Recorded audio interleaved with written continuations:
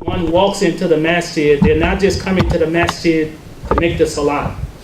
They're not just coming to the masjid to dhikr and to remember Allah. They're not just coming to the masjid to read the Quran. While that's reasons why people come. But the Prophet ﷺ, he establishes by saying, when you first enter into the doors, what are the human beings most in need of? Allah's mercy, His rahmah. You know, so when we enter into the masjid, we should be conscious of that reality, not just for ourselves, but for others, as ambassadors, as people who are welcoming others to the masjid. I'm often reminded, for those who've made Hajj or Umrah, you know, as soon as you leave Jeddah, as soon as you get off the plane and you leave Jeddah, it's the first thing that captures your attention are these huge signs that say, welcome, you are the guest of Allah. The Hujjaj are the guest of Allah. You know, and when people come into the masjid, they have to understand that as soon as they walk in, they're not the Imam's guests. They're not any particular race's guests. They're not any particular nationality's guests. But they are the guests of Allah, and how we treat them is extremely important, because people, one of the things that I find really interesting is that Pope Francis, imagine the Pope, he said, these hospitals, he said these churches, they're spiritual hospitals. He said that they're field hospital for the people who've been wounded on the battlefield. The masjid is like that.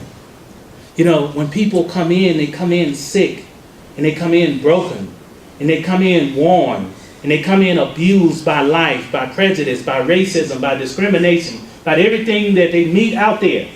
And when they get into the masjid, they should understand that this is the spiritual hospital. Our Prophet ﷺ, he ran the masjid in that way. How do we understand that? We first understand it when the Bedouin came into the masjid and he urinated into the corner, and all of the Sahaba, they wanted to crush him. They wanted to reprimand him. They wanted to run him out of there or throw him out of there. But what did the Prophet ﷺ say? He said, leave him. Let him finish. Leave him. Let him finish. And he's establishing for you and I the real importance of these places. They have to be there to help people. He knew that if you stop him then, you could harm him. You know, wait until he's finished, and then we'll advise him. These places are about the mercy of Allah. These places are about remembering Allah. They're about the Quran. But when people come here, when they come into the masjid, they're coming seeking God's mercy. Not just Muslims and non-Muslims. You know, Muslims, they often call, just as a few stories, Muslims, they come to the masjid. A brother recently, he came to the town, but he said, Imam, I need to tell you something. He said, I thought he said, you offend me. But he said, this masjid, it answered a dua for me.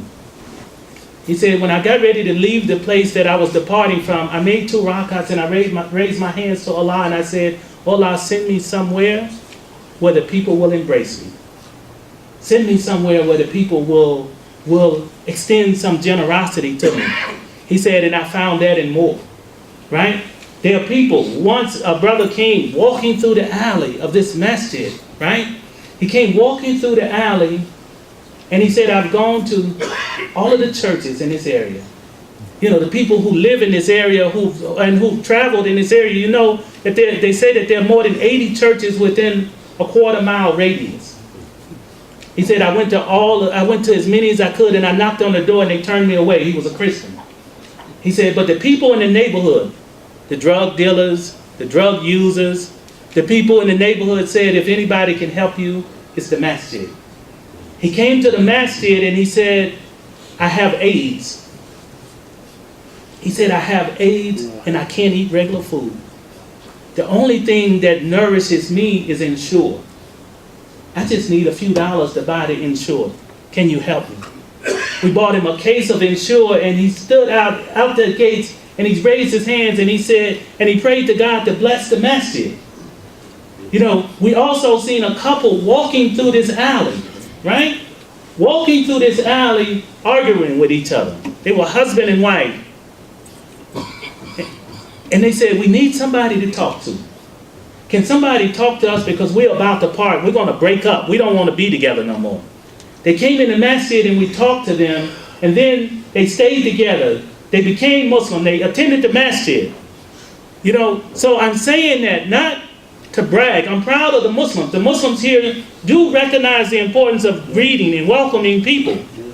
But I'm saying that to remind you that the masjid has to be a place of mercy.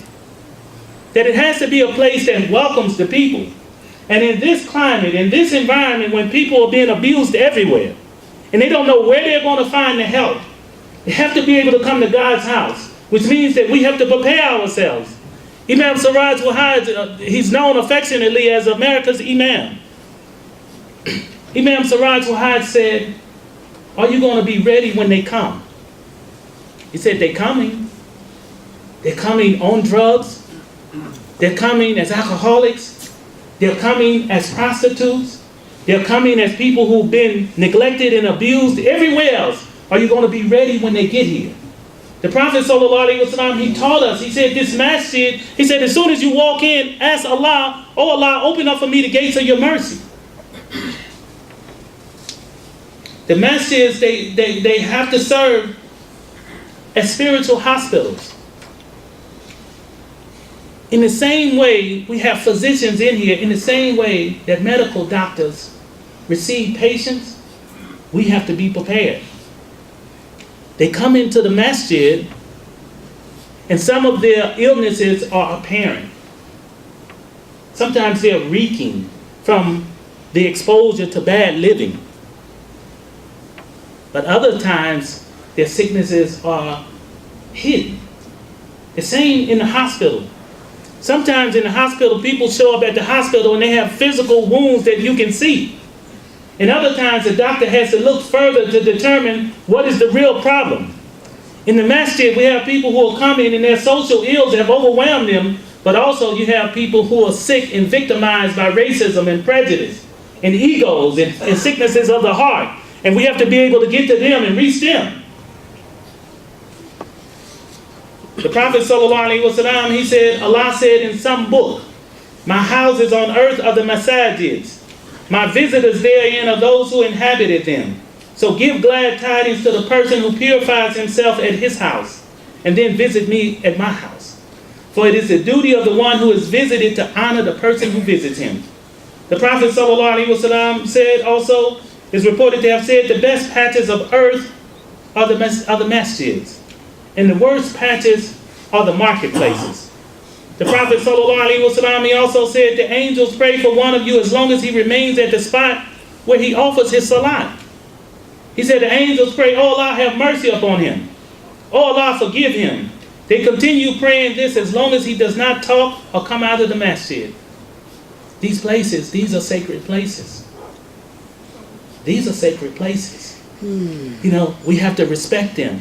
Not just respect their material identity. Not just respect the structure. Not just respect the carpet and the foundation, the physical foundation, but more important, we have to respect its aims and purpose, its maqasid. It has to be a place of mercy. We have to be ambassadors for Allah subhanahu wa ta'ala. We have to be welcoming in every instance.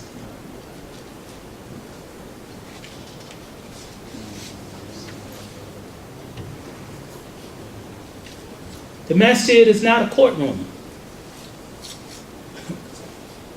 It cannot be a place of judgment. It has to be a place of healing. We can't look at the people and size them up and say who's Muslim and who's not. It can't be a courtroom. We can't judge everybody that enters these doors. People are coming just this week, 5 people at least, came to the masjid for one reason or another. They want to do community service. You know, they want to work off some sentence, and the courts are sending them. And when they get here, we treat them with dignity and respect, and some of them, they want to stay, they inquire about their religion. But they find what you can't find in the society as often as we used to. Somebody who cares. The masjid is the place of Quran, it's the place of dhikr, it's the place of prayer, and all of those activities should reform us. They should transform us and prepare us to be people who are ready to greet those who are victimized and oppressed everywhere else, who are belittled everywhere else. رَبَّنَا آتِنَا فِي الدُّنْيَا حَسَنَةً وَفِي الْآخِرَةِ حَسَنَةً وَقِنَا عَذَابَ النَّارِ.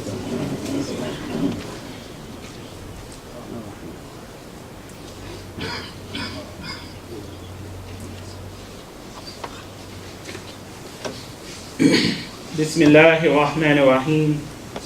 Alhamdulillah Rabbil Alameen. Wassalatu wassalam ala Rasulillah wa ala alihi wa ashabihi ajma'in.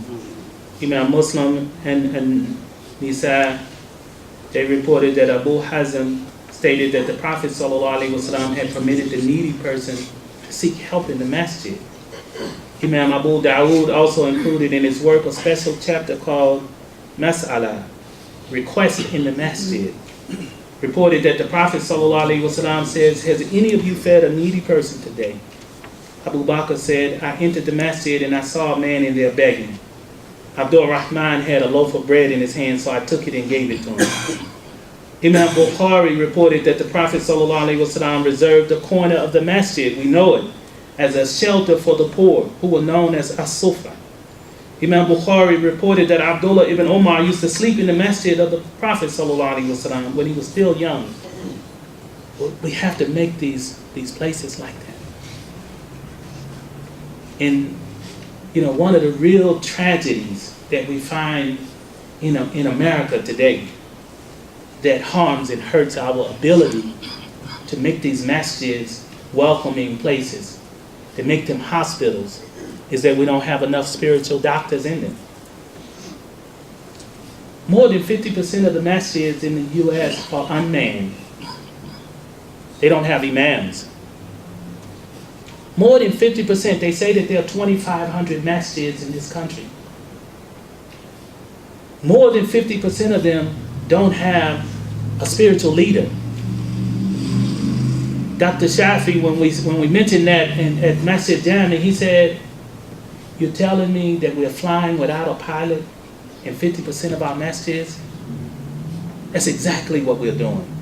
So when they enter the masjid and they don't find an identity, they don't find a personality, they don't find warmth, and they don't find acceptance, maybe it's because our masjids are unmanned. Why am I saying that? I'm saying that because it's important for us to convince our young people. In the same way that we convince them to be doctors, in the same way that we convince them to be engineers, in the same way that we convince them to be lawyers, we have to convince them of the value and importance of this noble work. The value and importance of preparing another generation who will walk into these places and occupy these positions. When we move from here to the back seat where my elders are at, that there's somebody here who will hold a banner and understand the purpose of these places, not to make it uncomfortable for people to come in here, not to judge everybody, but to make these places welcoming, following the sunnah of Muhammad ﷺ, who did it the best. No matter who came into the masjid, he was there to receive them. He welcomed them. He created space for them. Even from among the Christians, when they came to visit, he had a place designated for them to even pray. Imagine that. Today, just this week, alhamdulillah, a brother walked into the masjid at night. He heard the adhan. He heard Sheikh Jihad calling the adhan. Right? He was on the front street. You remember? Alhamdulillah. He was on the front street and he heard the adhan. So he started with his luggage coming around. And so the homeless, they're going to the feeding area, and he says to them, I need prayer. And they pointed to the masjid. And so one of the brothers saw him as he was walking up, and he said, I need to go in there. He said, what's your business there? You know, he said, I need prayer. He said, oh, okay, let him in. Guy walks into the musalla, which lining up for Maghrib prayer. He's got his shoes on. He comes all the way up to the front rank, and we say, hey, what are you doing? You can't be in here with your shoes. He said, I don't mean no disrespect. I just need prayer. You know, we said, okay, take your shoes off, sit back there, and when the prayer is over, we can talk. He came into the office, and then he said, after the prayer, he said, I mean no disrespect. Tell all of the brothers, I just knew I needed prayer. He said, was that you making the call? I said, no. I said, but that was the call to prayer. He said, it works. He said, it works. You know, and then he walked into the musalla, he walked into the office, and he said, it works. And then he said, look, my life is like this, and this, and I just need prayer. By the time we finished talking to him, he cried, he hugged us, he said, can I bring my wife back? You know, these places have to be like that. They have to be like that. And the burden is on everybody who come in here. Because our masjids are open. They're free spaces. People walk in, they may not find the imam. They might not find one of the established brothers or sisters in the masjid. But every brother represents this place. In the same way, they said, Umar ibn al-Khattab, radiallahu ta'ala, and they said, when the people will go out to the battle and fight on the battlefield, you know, and even a soldier could negotiate the terms of peace in the Khalifa would honor it.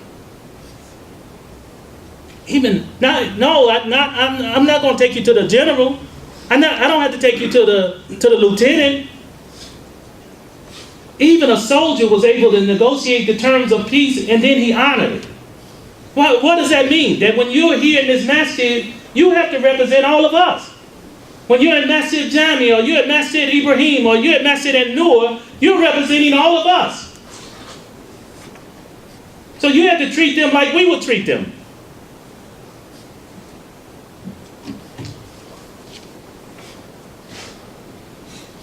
In this climate, during this time, people are going to be coming to these places, to these masjids, looking for hope, looking for help, looking for assistance. And you all have to be ready. You have to be ready with your generosity, but more important, you have to be ready with your hearts ready to greet and receive them.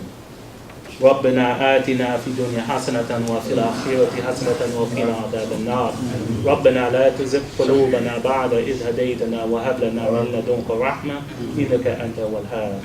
Allah, grant us the good of this life, the good of the hereafter. Save us from the torment of the burning fire. Oh Lord, let not our hearts deviate now that Thou have guided us, but grant us mercy from Thine own self. Oh Lord, guide us among those who guided aright. Preserve us from amongst those you preserve. Take us for friends from amongst those you've taken for friends. Bless us in that which Thou hast bestowed upon us. Protect us from the evil that which Thou hast ordained. For behold, it is Thou who ordains and none ordains against Thee. Indeed, never is Thee a base whom Thou takest for a friend. Our Lord, blessed and exalted art Thou. أقول قولي هذا أستغفر الله لي ولكم. وأقيموا الصلاة.